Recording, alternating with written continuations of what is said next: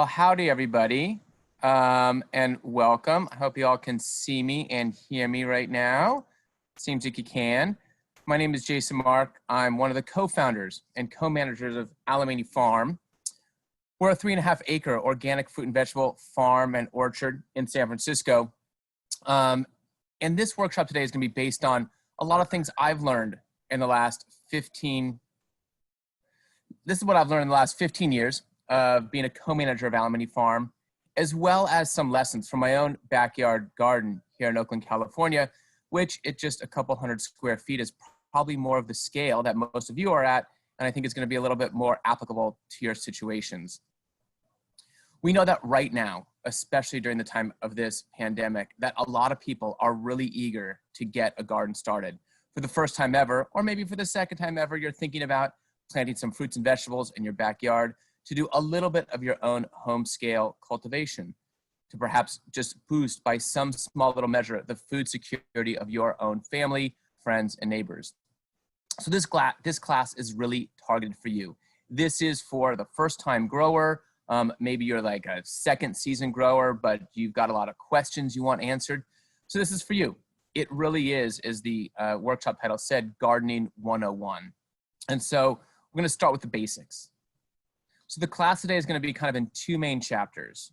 First, we're going to show a short 5-minute video of me and the garden filmed at Alemany Farm a couple of weeks ago. That's going to go through some of the basic fundamentals of organic farming and gardening.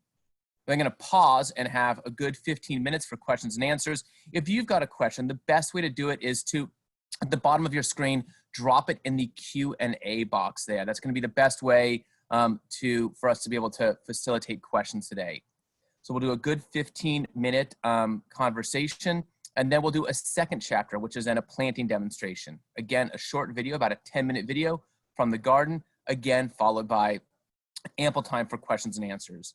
So we expect, and thank you so much, we already got a question there. The question here from Nadia, will we be recording? Yes, we are recording this, and we will share the recording later. You'll get an email again via the Eventbrite system, and that will have a link to the recording.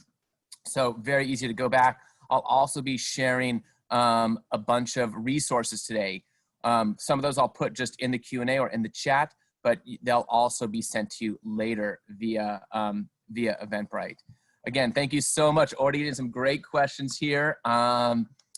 Appreciate it so much. We will get to these. We're going to get to as many of these questions today as possible while we have budgeted for this, basically an hour-long presentation. If we need to, and if there's plenty of questions, I'm happy to go longer and to answer as many questions as I can today. So as I said, we're first going to go into part 1 of the video. That's some of the fundamentals of organic gardening. We'll have some questions, and then again, a second short film with a second block of questions. So I also want to say, in the spirit of just expectation management, this is our first time doing this. Normally, every spring and every fall, Alemany Farm hosts anywhere from 8 to 10 workshops on everything from Gardening 101 to propagation to irrigation, medicinal herbs, fruit tree care and orchard care. Obviously, because of the pandemic, we've now had to pivot to video. This is our first time doing this, so while we expect everything to go swimmingly, please be patient, bear with us as we sort of navigate the technology and the complexities of this new age. So I'm going to share my screen here and offer the first video.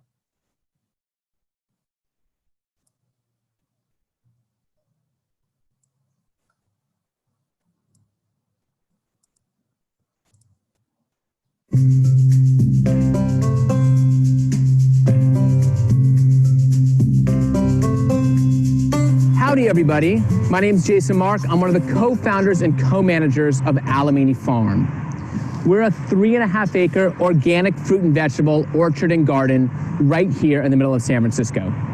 Every year, we grow about 25,000 pounds of organic fruits and vegetables and distribute them all for free to residents here in San Francisco. In order to grow food, there's 3 main things you need. You need sun, you need water, and you need soil. Those are really the 3 legs of the stool. That's the triumvirate on which all of basically life on Earth depends. And so that's what I'm going to be focusing on here today. The first thing is sun. So here at Alemany Farm, we're really lucky to have this big space and to have it with this big open southward facing exposure. As you can see in this shot from my home garden, I'm not as lucky. My garden is shaded out by a ginormous, beautiful old avocado tree and a kid's treehouse. And so I don't get that much sun, but even in a shady spot, I'm able to grow a fair amount of fruits and vegetables. So the number one thing you want to look for in your own backyard is basically just the sunniest space you have. The more sun, the quicker and the better your crops will grow, right? Because solar energy equals more energy for your plants. So that's the number one thing. Just find the place in your backyard or garden that gets the most sun, and that's where you want to locate your vegetable patch. Second most important thing is soil. It really does all start with the soil.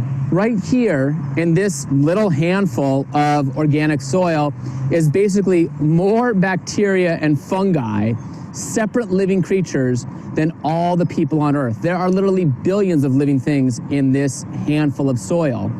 And so it's this little epidermis of the earth, this very thin layer of topsoil that we get all of our fruits and vegetables, our grains, our meats, our wool, and our cotton, our lumber.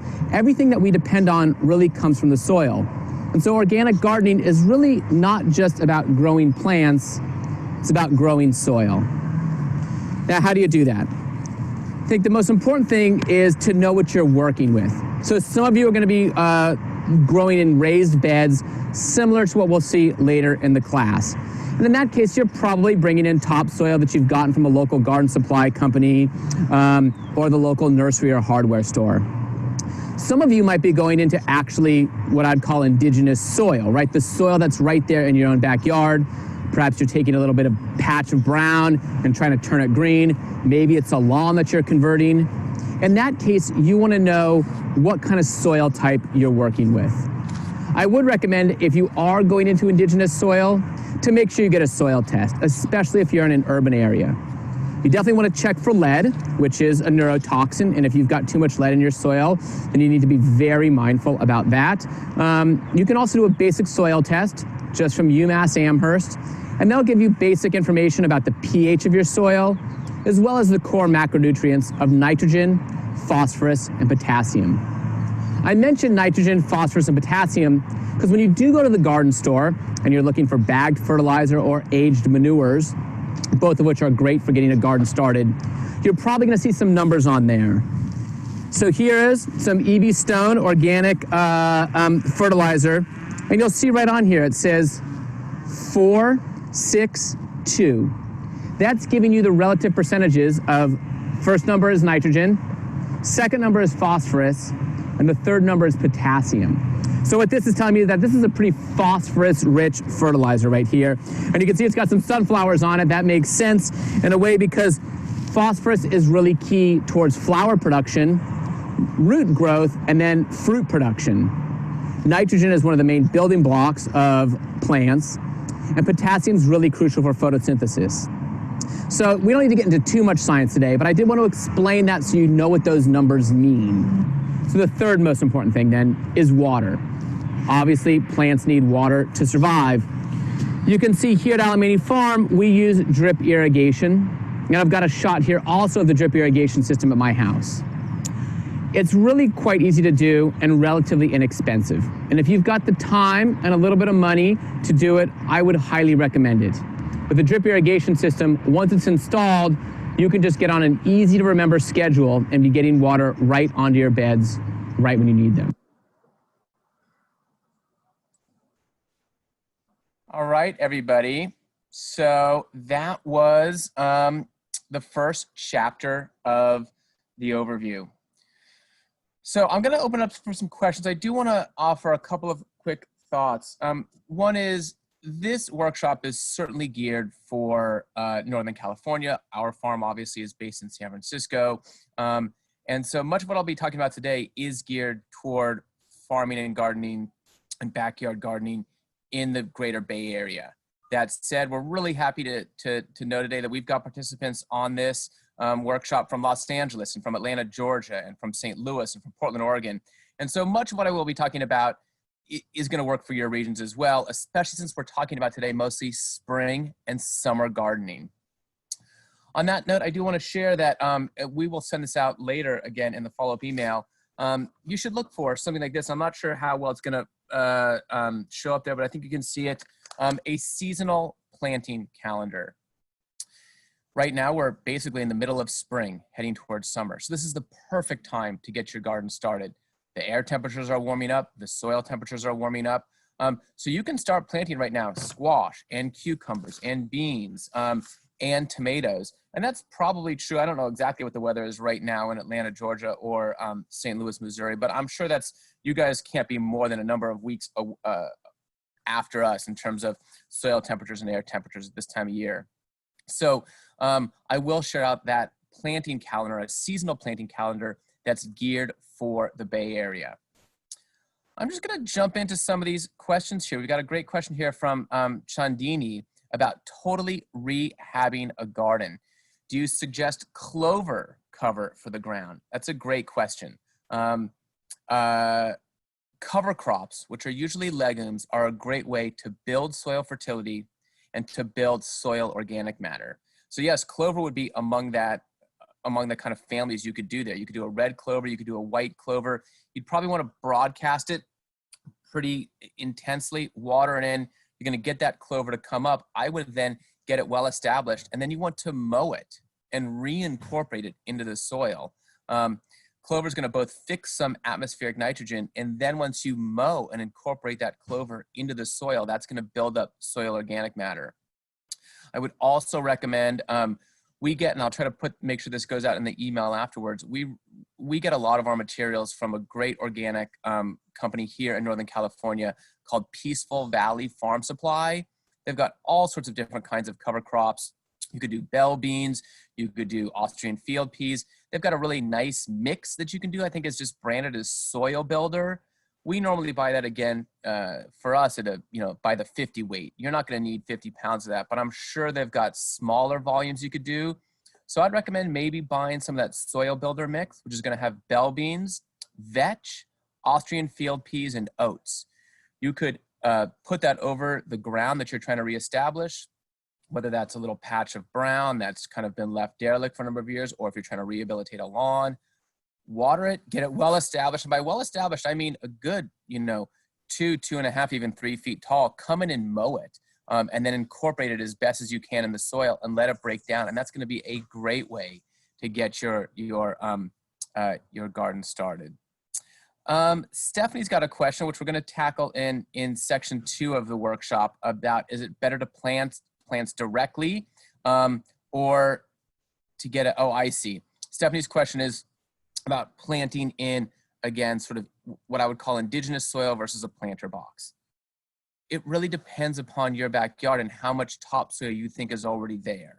And it all depends on like when your house was built, the construction. But I would get a good, I'd get a spade or a shovel, dig down. And if you think you've got a good foot or so of topsoil, you could dig right into there, amend it, and fertilize it as best as possible with, again, probably store-bought fertilizers. So aged manures, any of the stuff you see branded that's going to call, say Soil Builder or Garden Mix. As much as possible, we do try to I would look for the organic label, and you could put that right in there. If you're concerned, however, that you don't have enough topsoil in your backyard because who knows, it was scraped by contractors when they built your home, maybe it used to be a basketball court, I don't know, you would probably want to go into raised beds. Raised beds in my garden are at least a foot high above the ground. Most people want to go a good 18 inches. So you're gonna have to buy some lumber for that, and or find some lumber and then fill that with soil.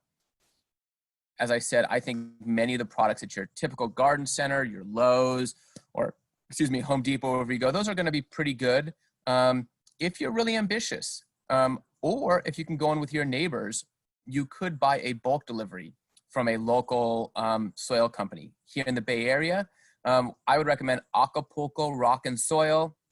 They're located in Richmond, California. I think they may have, and perhaps Abby, our farm manager, can also answer this in the chat. I believe they also have a location on the peninsula. again, for people in other parts of the country, find your local supply company. They're going to deliver by the yard, quite a good amount of soil. But again, going with your neighbors. Right here in my own Oakland neighborhood, my neighbors, concerned about a little bit their own food security in this age of pandemic, 2 neighbors went in on a bulk delivery from Acapulco Rock and Soil. I then built an extra garden box just because they had so much soil. And we all split the cost. So a great way to sort of take the ethic of the communal barn raising, especially in this time of anxiety and dislocation, get with your neighbors. Say, maybe we can all go in on a big soil delivery together. And that kind of mix, like, from a soil company like Acapulco Rock and Soil, it's going to be really high quality, and it's going to be a custom mix. It's going to be really good for you.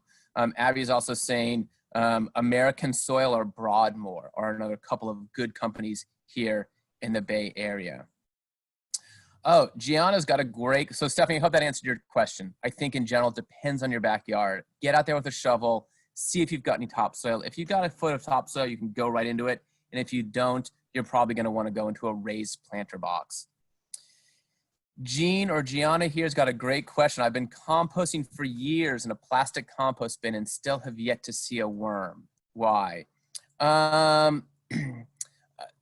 It's a little hard for me to know exactly. I don't know if you got like a worm bin in your apartment or if you've got a plastic bin in the backyard. If you've got a worm bin in your apartment, you will have to buy in red wiggler worms to start up a worm bin, like a apartment scale worm bin. And when I lived in San Francisco for many years, I did vermicomposting. It was really rewarding. It was kind of a fun little livestock project, but you do need to buy worms for that. If you are just in your backyard, typically I wouldn't bring in red wigglers. Like at Alemany Farm, we've never introduced worms to our compost, and our compost is full of worms. Here at my home garden, I compost. I've never introduced red wigglers. They just appear. I mean, they just come from somewhere. I hope that doesn't sound too glib. So if you've not had worms show up in your compost, it may be because maybe your compost has been running too hot. Typically, worms are not going to show up to the latter stages of decomposition. And so when your pile is initially hot, those worms aren't going to be there. I guess if you've been composting for years in your backyard and haven't seen any worms, might be a good time to maybe buy in a bag of some worms and introduce them to your garden and to your compost. A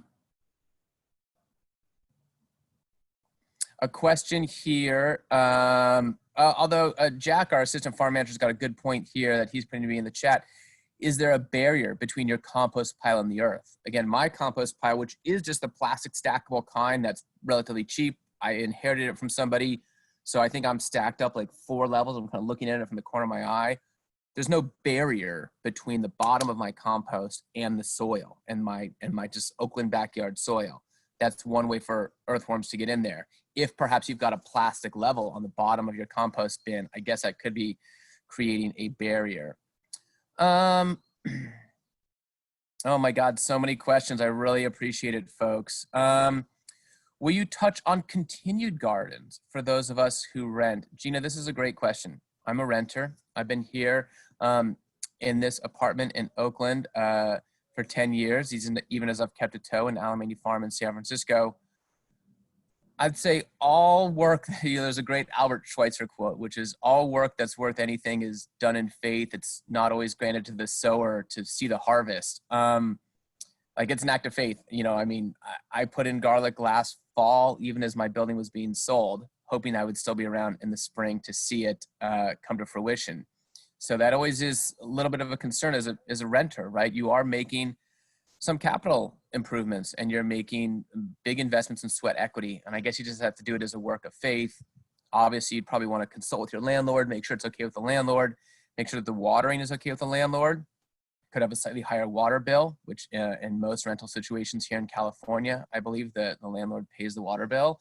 But yeah, it's a little bit of an act of faith. So I'd say talk to your landlord and then just know that you're making that investment of your own energy and perhaps a little bit of money. So I hope that answers your question, Gina.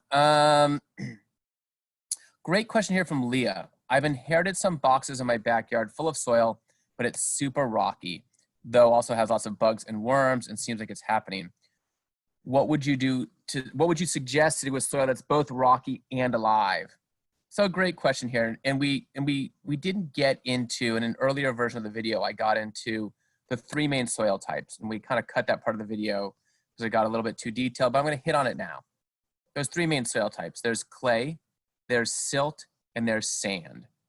Clay is typically the heaviest. It's very small particles, and it is what it sounds like. It's like if you can take a little ball of clay, put it in your hand, add some water, and if you rub it together and it ribbons up, you have a very heavy soil. Sand, and this is true for many people here in San Francisco, especially if you're on the west side of San Francisco, you're going to be in a sandy soil, right? The whole half west side of the city is just pure sand. That actually does not hold nutrients very well. It doesn't hold water very well, as opposed to clay, which holds water very tightly. And silt is kind of the happy medium. So the first thing you want to do if you're going into indigenous soil, or if you've got like this backyard box you're inheriting, is to get a sense of, do you have a heavy clay soil? Do you have a light sandy soil, or a happy medium?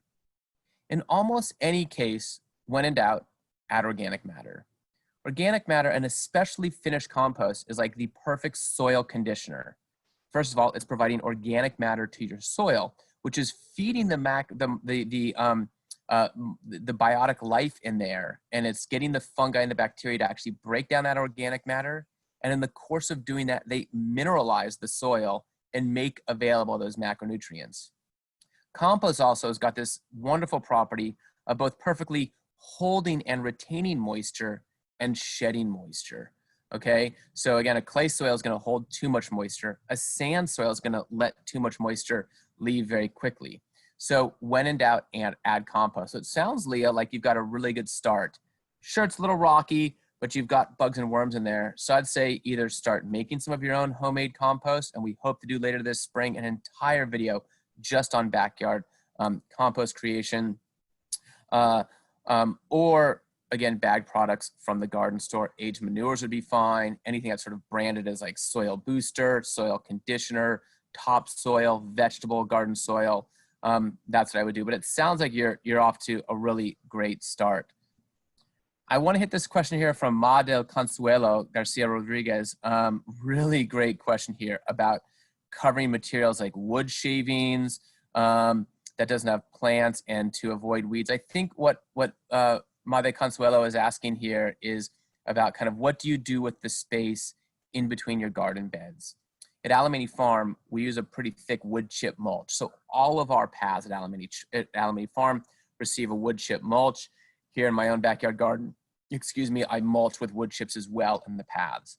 A couple reasons for that. As the questioner is sort of intimating, it keeps down weeds, okay? So that having that wood chips there is gonna hopefully keep your garden from being too weedy. Weed in a very kind of weedy garden, and a garden with a lot of kind of stray grasses, is a concern because it just provides more habitat for slugs and snails. So you want your garden to be sort of a little bit hygienic, and hygienic meaning in that sense kind of clear of most weeds. The other great benefit I see at Alemany Farm is when we wood chip all those paths, those wood chips are eventually breaking down. They are also feeding the soil. They're really creating a lot of fungal networks. And so all of those fungal networks it's not like they're staying just in the 18 inches of our paths, they're also going down into the soil.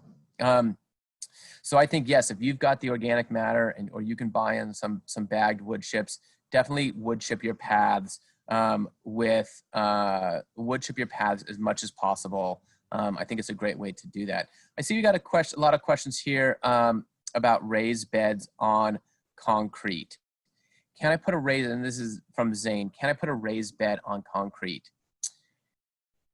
Yes, but not totally ideal, in part because you're gonna have an issue with drainage. So all that water is gonna have to go someplace. Now, I guess if the water has got a way to sort of get out underneath the cracks of your concrete, that's fine. You wouldn't wanna have a firm seal. You need that water to be able to leave. If possible, and again, I understand this might have to do with your own situation, with your landlord. If possible, you could break up the concrete. Then you've got a way for all that water to drain, as well as actually for some water to percolate back up. But if you are gonna go in just on top of concrete, and I've seen that at some school gardens in San Francisco who are going just right onto concrete, You just need to make sure you don't have a firm seal at the bottom so that water has got a way to escape. With raised, a question here from Anonymous, with raised planter beds, do you recommend putting weed block fabric at the bottom? Because we got a lot of weeds in the backyard and I'm concerned about them invading the plant beds. Great question. I guess it depends upon what kind of weeds. If you've already got, and this would be some common ones, mint or blackberry. Those are two ones that I see that can really bedevil home gardeners. Someone at some point said, oh, I'm going to plant some mint. Kind of didn't think about how it's going to spread throughout the whole garden. Ditto blackberries. And blackberries, of course, also can be wild and also almost invasive in many places. So if you're just worried about, say, like grasses and even fennel or wild radish or wild mustard, I wouldn't put in a weed cloth barrier. That soil you put in, 12, 18 inches of soil, it's just going to smother it. But yes, if you've got blackberry or mint, it may try to come through, in which case you would want to use a weed fabric. And weed fabrics are pretty good because they will let water get through there. In just a minute, we're going to go on to the next video. Great question here from Amanda. Suggestions for how to improve and maintain soil that's affected by pine needles. So yeah, if you're kind of growing among pines or redwoods, all of those pine needles are going to drop to the ground. You may have a problem with just soil that is kind of becoming too acidic. Again, when in doubt, add organic matter. That's really the rule of thumb. That's the one takeaway from this class. When in doubt, add compost. When in doubt, add organic matter. Another issue here in California can be eucalyptus. Eucalyptus actually kind of puts out that sort of mentholy smell, actually depresses other vegetative growth. That's kind of an evolutionary tactic of the eucalyptus. So bigger problem for many gardeners is not pine needles or say having too much tanniny organic matter from conifers, but from eucalyptus. So I'd probably go to raised beds if you think it's a real issue. Another way is just to, again, add organic matter as much as possible. Rat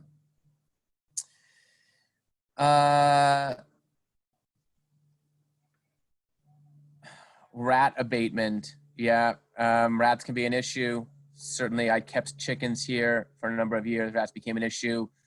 Sorry to say, I don't really think there's a solution aside from lethal trapping. If you're not comfortable with that for philosophical reasons, then you'd have to find another way around it. But basically, you have to trap them, and using like an old-fashioned trap that yes will kill them. We do also have a problem at Alemany Farm with gophers, which we also trap lethally.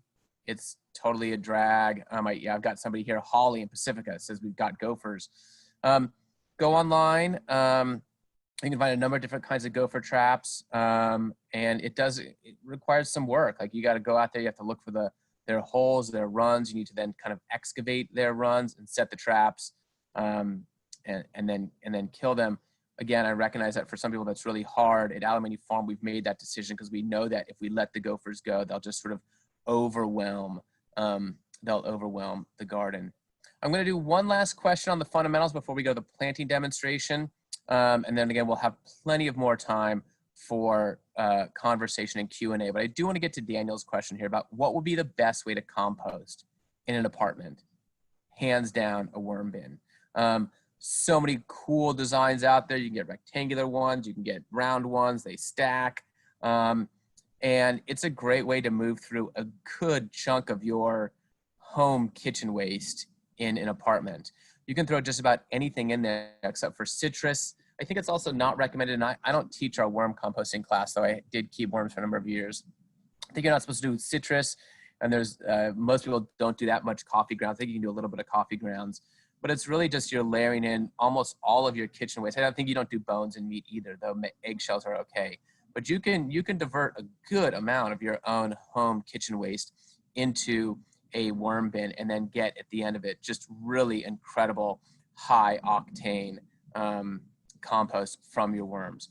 So we're going to come back to the question and answer. Trust me that we're going to try to get through as many of these as possible. we are going to go into a quick planting demonstration, and then I'm going to come back to these questions. I'm going to share screen again. Excuse me.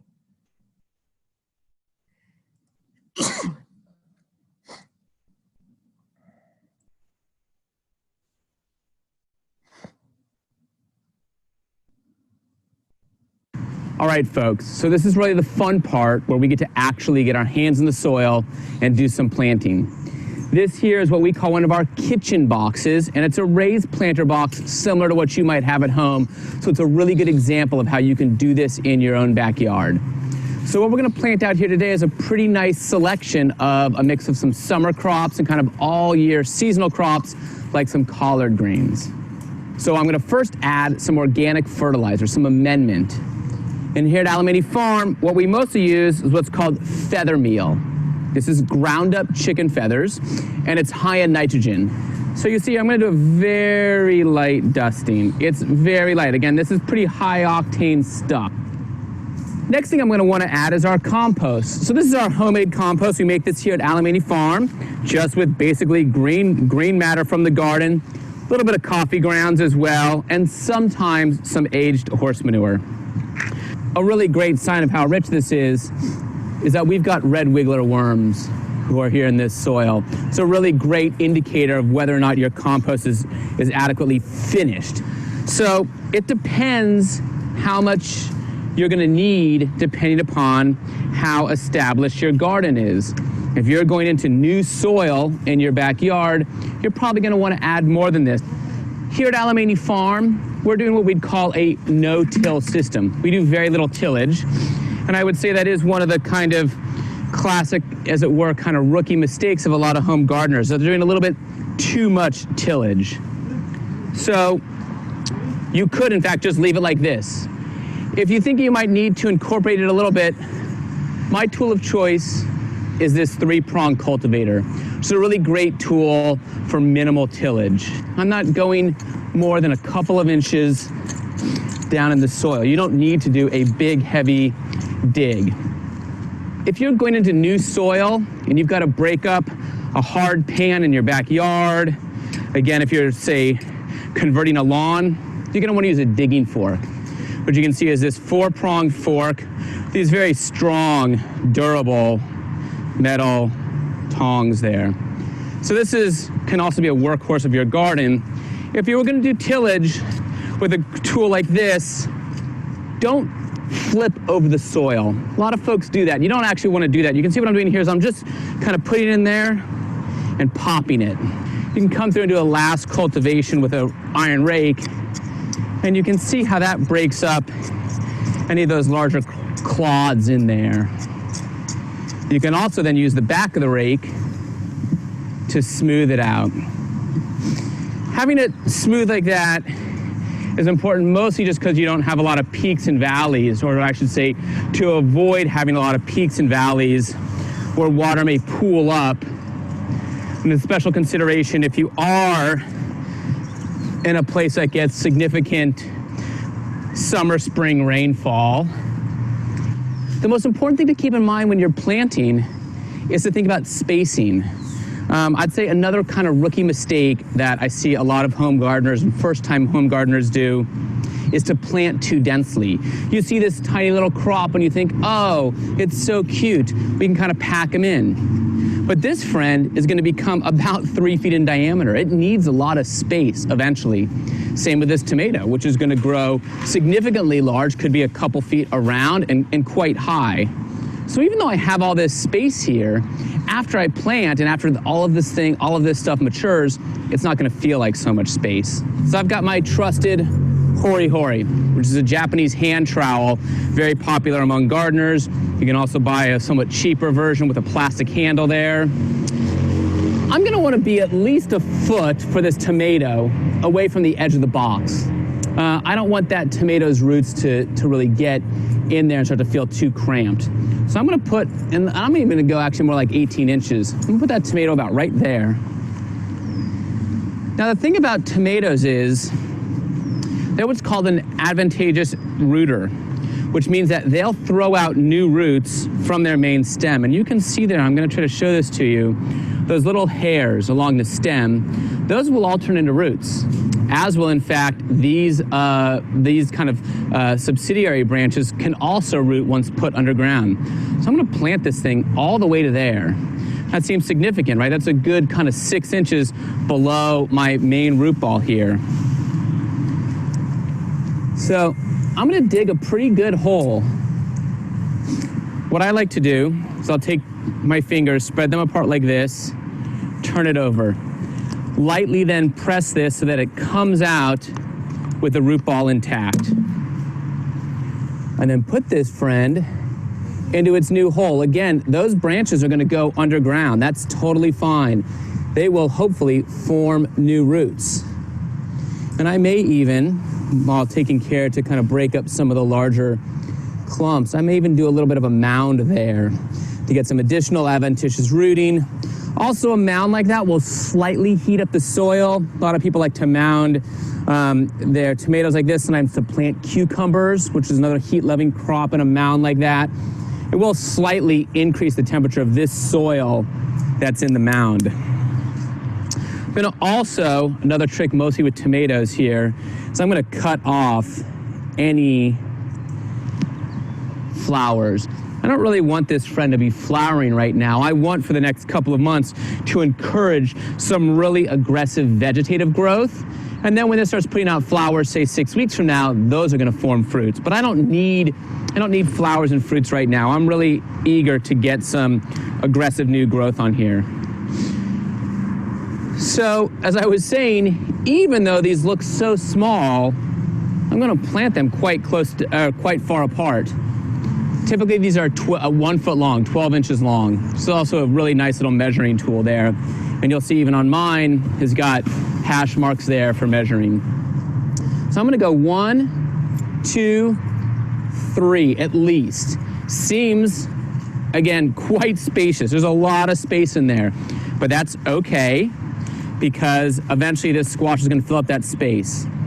Once again, I kind of turn it over gently. With cucurbits, and that means things like squash and cucumbers, watermelons, say, they're quite sensitive to root disturbance. I want to be especially careful with these roots. And this one's going to get planted right at the top there. I want to make sure that it's in, and you saw how I tucked it in there. You can do a little bit of work to introduce it to its new home. Again, looks like so much space there, but this squash is gonna get this big with those big elephantine leaves. So I wanna give it plenty of space.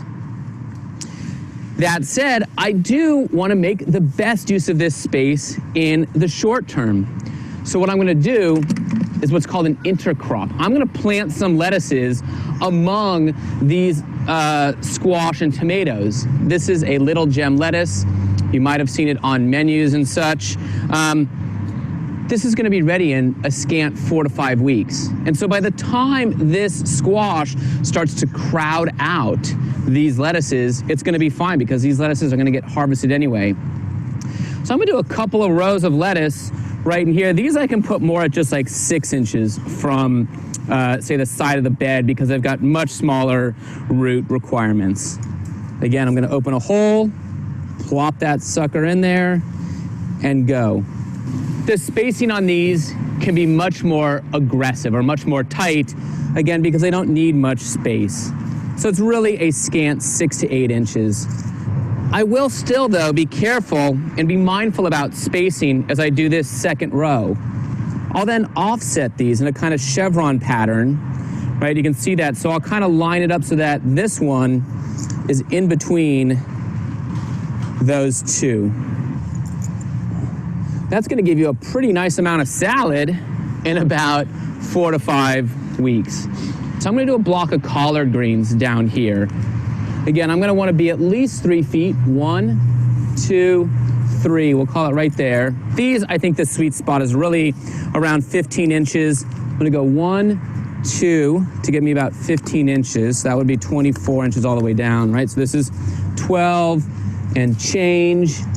It's going to be 15 inches on that collard. And then similarly, like I did before, I'm going to do a little bit of a chevron pattern I'll do one in between these. I'd say inline you want at least a foot. And I can do an intercrop in here, say putting this parsley right there. So as my good buddy Paul Glowowski from Dinner Bell Farm likes to say, it's not planted until it's watered. Obviously, we now want to introduce these new friends to their new home. So what I'm doing at this stage is giving a really good soaking to get that soil to root contact in order to really make clear to these plants that this is where they're going to be living. And again, I'm just doing a little circle, like a donut, around these plants here, around each one. If you want to do a little bit of a sprinkling, I'm going to show you how to do that, which is to get your wand up like this and put it on like that so you get a nice spring rain, so that I'm not actually kind of blowing out the plants with too much water pressure or force. And there you have it. Your spring garden is ready to go. So you're going to spend the next couple months now weeding your garden, watering your garden, tending and taking care of these plants till you kill them and eat them, which is the whole point after all of the entire exercise. So thank you so much for taking the time to watch this video. We're now going to go to the Q&A part of the workshop in the Zoom portal. If you've got questions, you can put them into the chat, and we will take as much time as we need now to get through all of your questions. All right, well, thank you everybody for watching the second part of the video. Again, so many questions here. Almost a third of all participants have asked some questions, so really appreciate that. I know that Abby Bell, our farm manager, is asking a lot of, is answering, excuse me, a lot of questions there in the Q&A. I did say there at the end of the thing that you could put your questions into the chat, but again, prefer them in the Q&A. That allows everybody to see them. Couple quick things before I dive into questions. One is I just want to give a big shout out to Lori Ains, who's a videographer in Bernal Heights in San Francisco, who produced and filmed those videos. Thank you so much, Lori, for all of that hard work. I want to give a shout out to a couple of resources, because obviously in this hour and change workshop, we're not going to get to everything. So regardless of where you live in the country, I would recommend Novella Carpenter and Willow Rosenthal's fantastic encyclopedic resource, The Essential Urban Farmer. This is a really great book, and not only does it cover organic fruit and vegetable production, it also talks about home-scale livestock raising, including goats and chickens, and I think rabbits. And I'd recommend, for those of you in the Bay Area, this wonderful resource, Golden Gate Gardening by Pam Pierce. Afterwards, when we send out a follow-up email, we will have links where you can purchase both of those books directly from the publisher, and I would recommend those. They're just fantastic resources. We'll also be sharing out a number of PDF worksheets. It's still 2-page primers, how-tos on how to get a garden started, manage soil fertility, do backyard scale irrigation. All of those come from the UC Santa Cruz Farm and Garden. It's a 14-acre organic farm and garden and orchard and on the Santa Cruz campus. I was trained there and worked there as an assistant instructor, which is where I developed many of these skills that I'm sharing with you today. So we got a number of questions from Alicia and other folks about starting crops from seed versus a transplant. Great question, Alicia. Thank you so much for that. So as you saw, most of those things that I put in the video there were all transplants. And that's certainly the easiest thing to do. If you can go to your local garden center, your Ace Hardware, if you're in the city, go to Flowercraft or Sloat, try to buy starts. It's going to really get your garden kind of kicked off very quickly, and I think give you a more, first of all, just a more immediate harvest, right? Because you've already cut 4 to as many as 8 weeks out of that plant's life cycle by getting the transplant. Should recognize that these days, because of all the interest in what I would call pandemic planting, it can be really hard to find transplants right now. So you can also start things from seed. In general, the easiest things to start from seed I would recommend is, first of all, beans. Beans we don't transplant anyway. So at Alemany Farm, Most everything is a transplant started in our own greenhouse, and we will hopefully do a propagation class later this spring. So as you saw, the lettuces, the tomatoes, the squash, the cucumbers, all of our Asian greens, we do all of those as transplants. There's some things that don't lend themselves well to transplants. Most obvious category is root crops. So beets, carrots, turnips. We do all those direct sown, which means you're putting them directly in the soil. Another good one is beans. I always recommend first-time gardeners to start beans. They're really pretty user-friendly, hard to screw up too badly. You will get, chances are, an incredibly like fecund amount of beans. You'll have so many beans you won't know what to do with them. So beans is another good starter one.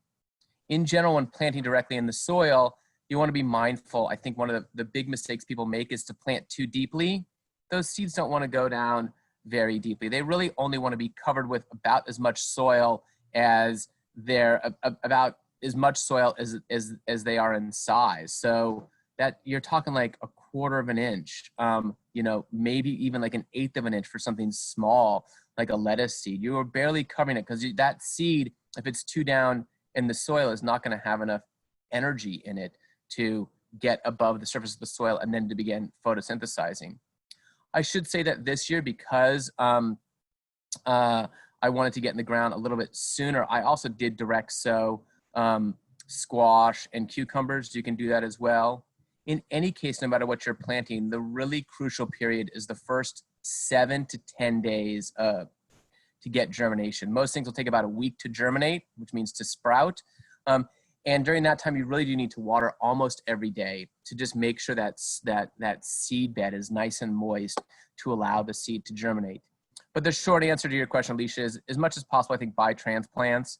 It's just going to really kickstart your garden very quickly. A harvest question from, hopefully that also answered the question about germination.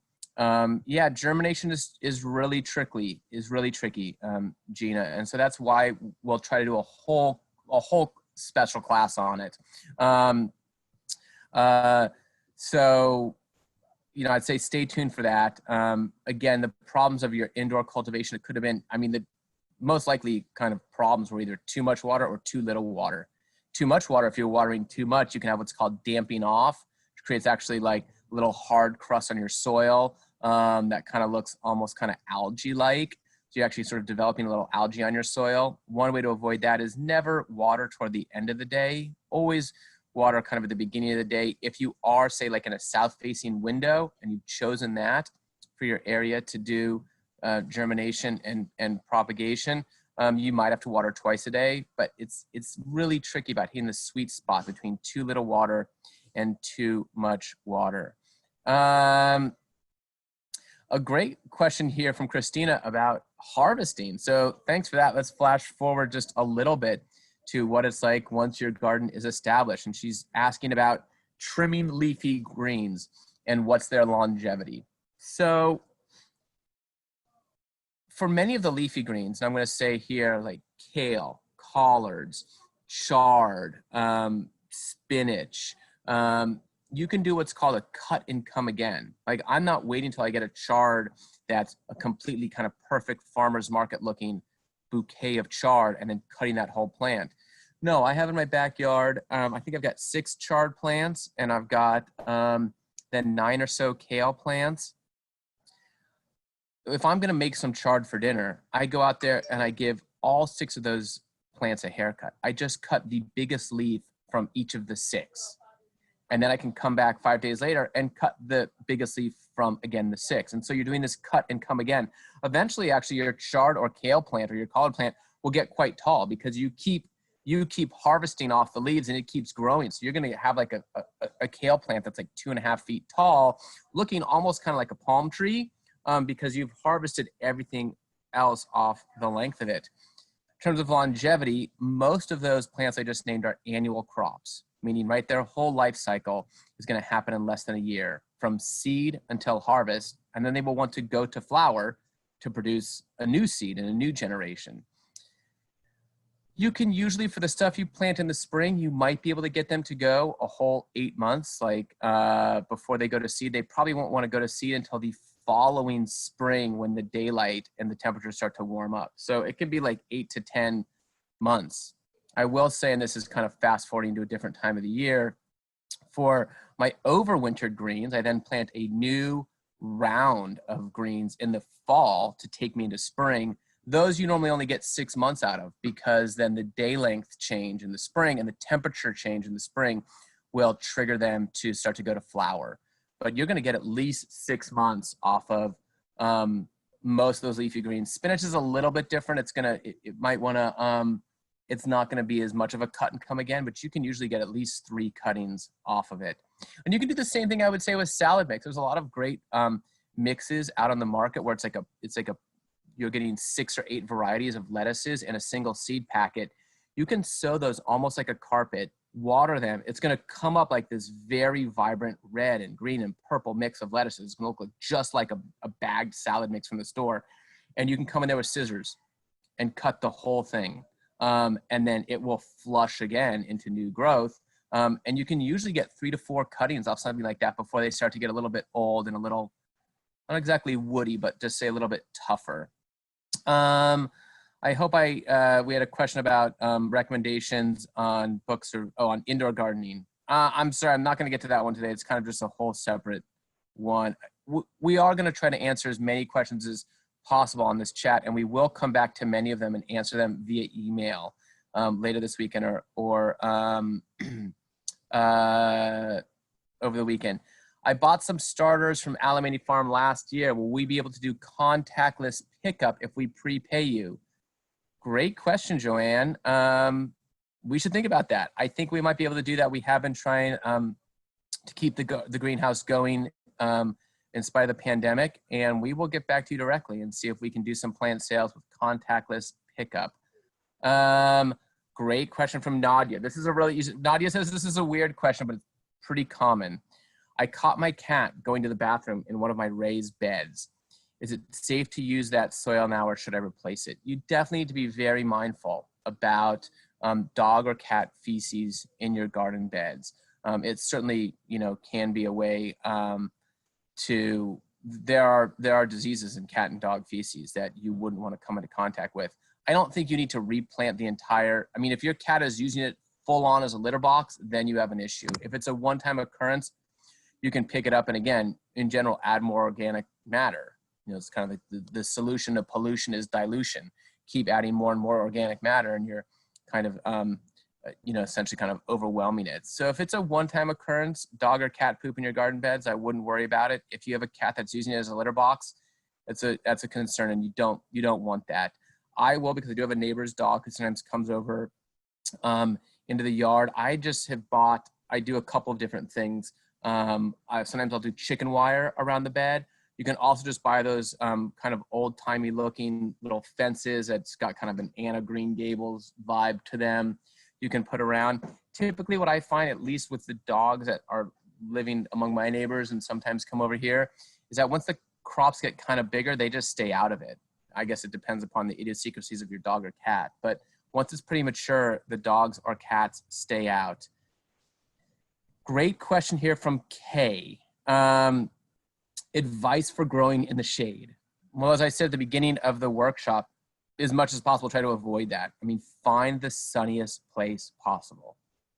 Now, the sunniest place possible might be a little spot that only gets 4 or 5 hours of shade in the middle of summer. And this is really common, I think, of people who are in more dense urban areas, like in, say, San Francisco, where you might be getting a lot of shade from a neighbor's building.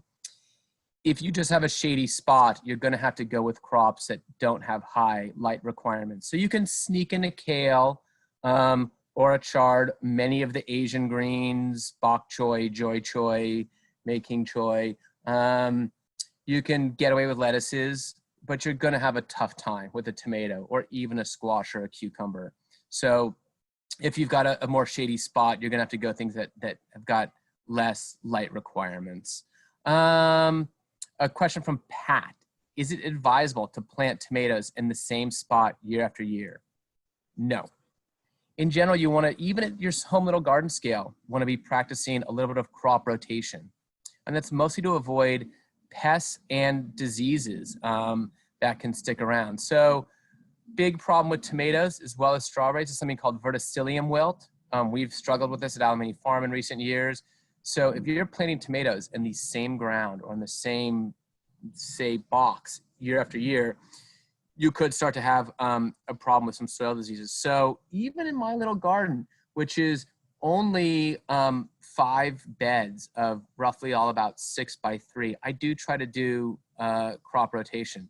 And I will, where I had tomatoes one year, I'll try to have at least a 2-year break, or really, I should say 3-year break. I would go tomatoes, then maybe the next year do broccoli, maybe the next year do garlic, and then come back to tomatoes.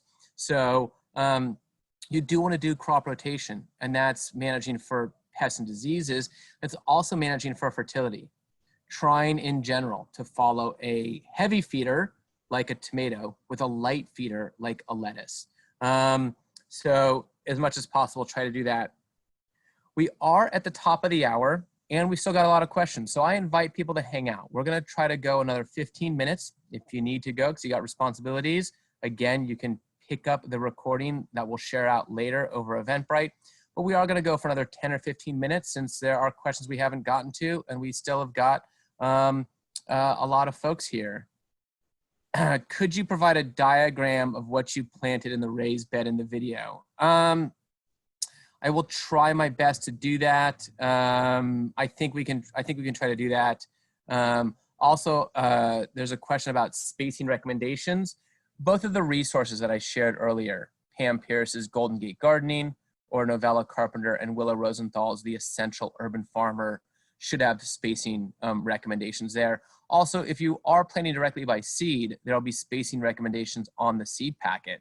So if you're planting carrots or beans directly into the ground, it's gonna say on the back of the seed packet what the spacing requirements are. And just to underscore this point, because it's really important, you need the space because you're managing sunlight and you're managing water and you're managing soil fertility. So as I said, kind of a rookie move is to overplant, to be like, oh, I can plant these tomatoes really in densely, but you're going to start to kind of basically crowd yourself out and shade yourself out if you plant too heavily. So we've got a question here from G. Levin, as well as a question. Thank you so much for the folks who are watching on Facebook. A question about pest control and disease management. So one question we got on Facebook was about powdery mildew, which is something that will affect us here in the Bay Area, especially on squash and cucumbers. Powdery mildew thrives in places that have swings between moist, damp conditions and sunny conditions, which is basically San Francisco and the Bay Area in the summer, right? With our morning fog pattern burning off in the afternoon. At Alemany Farm, we do a treatment that's basically a mix, and you can find the recipes online, which is just a little bit of baking soda, water, and then you need to add a little bit of soap. We usually just do safer soap that kind of allows it to coat. And you spray that on the leaves, and that'll help keep down your powdery mildew. In general, for pest and disease management, as an organic operation, we would encourage you to look for organic solutions to pest and disease problems. What you want to do when you're at the garden store is you want to look for a label that says OMRI approved. It'll say OMRI approved. That's the Organic Materials Research Institute. And anything that's got that OMRI seal is telling you that it's been allowed for use in organic operations. So yes, at Alemany Farm, we are using sprays and different treatments, but all of which have been organic approved. One thing we use commonly for aphid control and also for other moth control is called Safer Soap. There's a whole brand of Safer products, and there's even a Safer product that's just for treating powdery mildew. We use neem oils that also help keep down pests. We'll use some BT sprays. So I would say, and Abby might want to chime in here, but really our 3 most common pest controls would be neem oil, BT, and Safer Soap. So look for that OMRI label and try to find something that's organic approved. I hope that answers the question on pest and disease, but yes, I mean, you will probably have to do some spraying. what's the best way to stop aphids? Just going to follow up on that question because we got a question here from James. Best way to stop aphids on the undersides of chard and kale leaves. First thing you do, I would do is go in with a hose, put it on the like the jet stream function, and spray the heck out of them. And you'll knock off a bunch of aphids and also perhaps aphid eggs like right then and there. So spray it down, and that'll knock a bunch of stuff off. And then I would come back in with safer soap. And the safer soap will kill the aphids that are there. And some safer soaps are also got a little bit of essential oils in them that serves as a repellent to aphids as well. Great question here from Maralise. Suggestions for companion plants that keep pests away and attract pollinators. Well, one, and it's not exactly drought tolerant, but you see it sometimes in industrial organic operations, is sweet alyssum. It's supposed to work well as a trap crop to bring in. It doesn't actually keep pests away, my understanding. Actually, I think sweet alyssum is attracting carnivorous insects to keep down pests. There's talk of marigolds that some people use as well. In general, I think what you want to have is a garden that's got a mix of native plants as well as your then food crops. By planting native plants, you're providing habitat for beneficial insects. So again, carnivorous insects like lacewings, predatory wasps, spiders that are then going to go out and prey on the other bugs in your garden. Are California native blackberries still considered invasive? I would love to plant a native plant that feeds me, but not if it takes over. I mean, I think, yes, a blackberry is going to spread, may spread underneath your fence in your neighbor's yard. So you do want to be mindful about planting blackberries. I guess you could do them in containers as well. Might keep them a little bit more contained, obviously. I'm going to have to think of some other native plants, California native plants that are going to feed you. I would say a great plant that's maybe not native to California, but is endemic to North America, and was a really important food crop for indigenous societies here in North America, are Jerusalem artichokes or sunchokes, which I love. It's a tuber like plant. You get sort of this big knotty clump of tubers. You plant it in the ground. It creates this sunflower-like stalk that's going to get 8 to 10 feet tall, produce a really lovely bright yellow bloom in the fall. And then when that starts to die back, you can dig up the entire sort of clump of root ball and have Jerusalem artichokes, which are just lovely in the fall.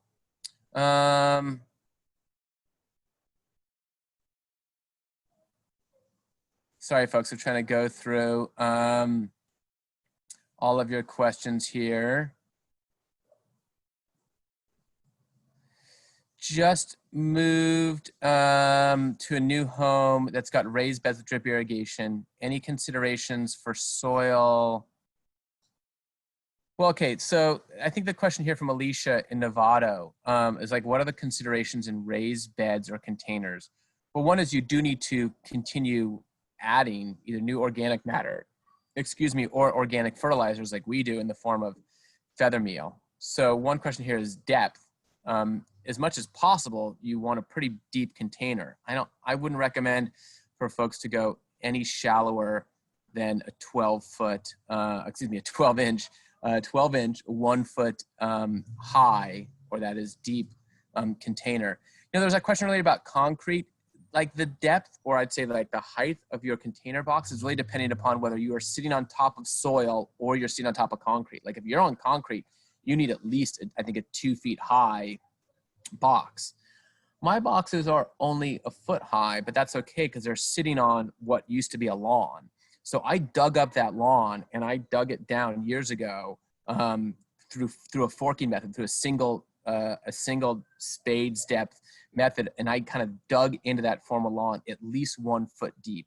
So even though my boxes are only 12 inches above the soil, there's a lot of soil underneath there, right? There's plenty of place for water to drain, and there's real living soil underneath there. So kind of the depth of your planter box is going to be depending upon whether you're sitting on top of something that's got some real life in it, or if you're sitting on top of like concrete.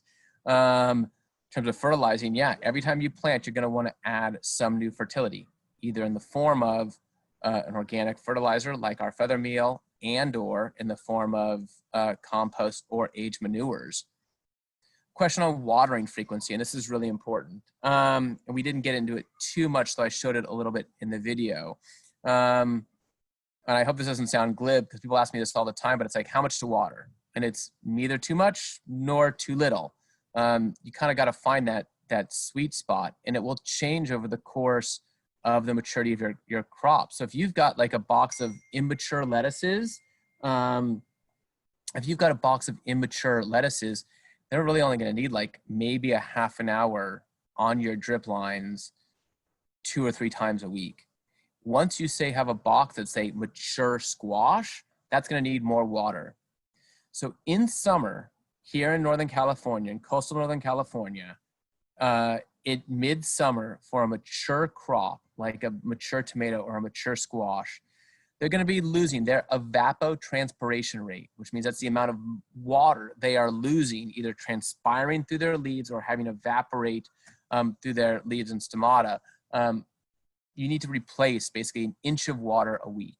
And most of the irrigation stuff you get, it will give you like a volume amount, sometimes in gallons like per minute, but you can look at like what you get from the manufacturer. So my home garden, using 1/4 inch drip irrigation laser line, in the middle of summer, I'm running it 3 times a week for 1 hour. And again, I talked about, yes, drip irrigation is going to be an investment. You're going to spend at least $50 to $100. I mean, I think you keep it under $100. One of your most expensive things is actually the hose. To get a good durable hose that's 50 feet long can cost a little bit of money. But you can put in a really good durable irrigation system that's going to last for years for $100 or less. And for me, it's about getting water right down into the root zone. And we'll do a whole class on irrigation later this spring. It's one of our, I think last year we did the irrigation class twice because it was so popular. So one of the real benefits of drip irrigation is you're conserving this precious resource of water, which is hugely important in a semi-arid place like California. You're doing that because you're getting water directly into the root zone. You're not out there with a hose kind of spraying it. When you do that, right, first of all, you're not getting water right into the root zone. You're having a lot of water go onto the leaves, which is then going to evaporate off either through solar evaporation or here in the Bay Area where we're right on the Pacific Ocean, wind evaporation. I mean, there's a lot of evaporation that's wicking moisture off of your plants via wind. So drip irrigation gets the water right down into the root zone, making the best use of this precious resource and making the best use of the precious resource of your time and energy. Because once I got my irrigation system set up, it's on autopilot. I mean, I come out and my routine is Monday, Wednesday, Friday. When I start making my coffee, I turn it on. Depending upon how mature the plants are, I'm running it either between 30 minutes and 60 minutes.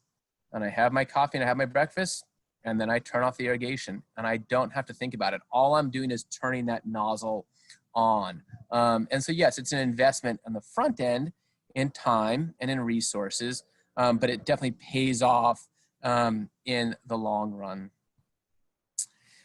Are there vegan options versus feather meal? Well, there's alfalfa meal, though I'd have to kind of think about again on alfalfa meal, what exactly like the NPK requirements are.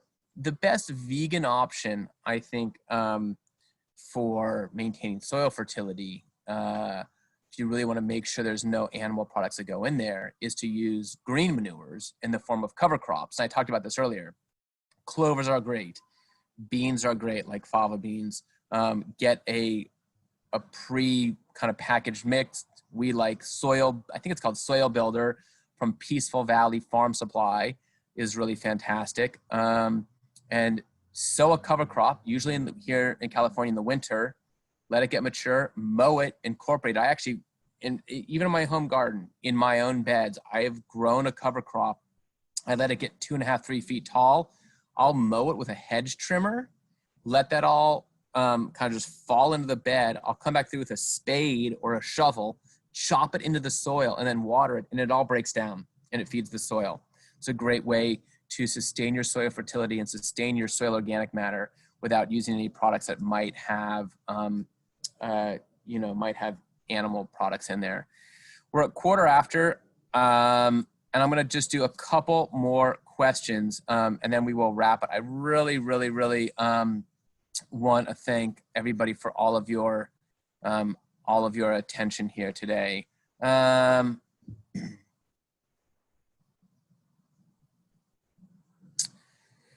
This question here from Serena, looks like she's in a community garden using a watering can to water my plants. Again, that totally works. You just need to be a little bit more mindful about getting really into the root zone. Seem to be overwatering Tokyo turnip seedlings. How to avoid overwatering? I mean, one of the best ways of checking soil moisture is to take your hori-hori or your trowel or even your hand, dig down a good, couple of inches into the root zone of the crop. Root zone for, say, a tomato is going to be different from a lettuce, but get a couple of inches down, and take that soil and ball it up in your hand. And you want to be kind of your ideal sort of field moisture level is between 50 and 70% moist. If you can like squeeze water out of that, it's way too wet.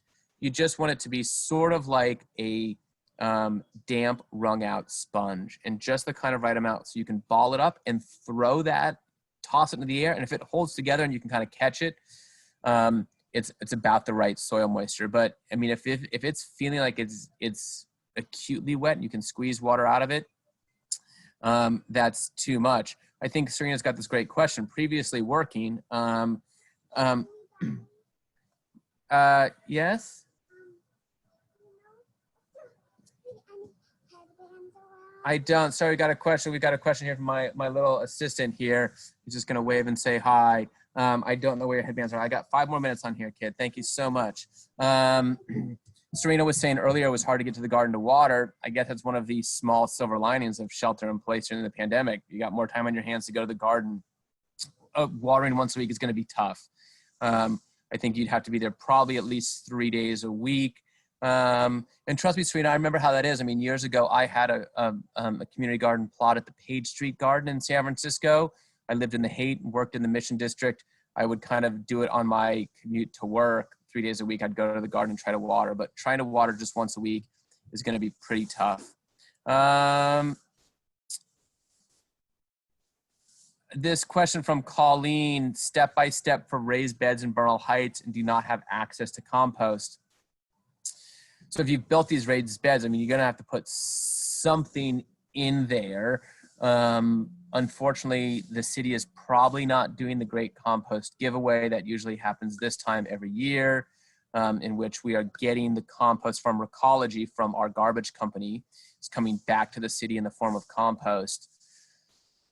I'm trying to think, Colleen, of a good source for you. Again, I mean, if you're in Bernal, you can go down to Flowercraft and buy bagged soil, but it depends upon how big your beds are. This is why I was kind of recommending this idea of seeing if you can go in with your neighbors on soil delivered by the yard from Acapulco Rock and Soil or American Soil or Broadmoor. It's just going to be a lot cheaper.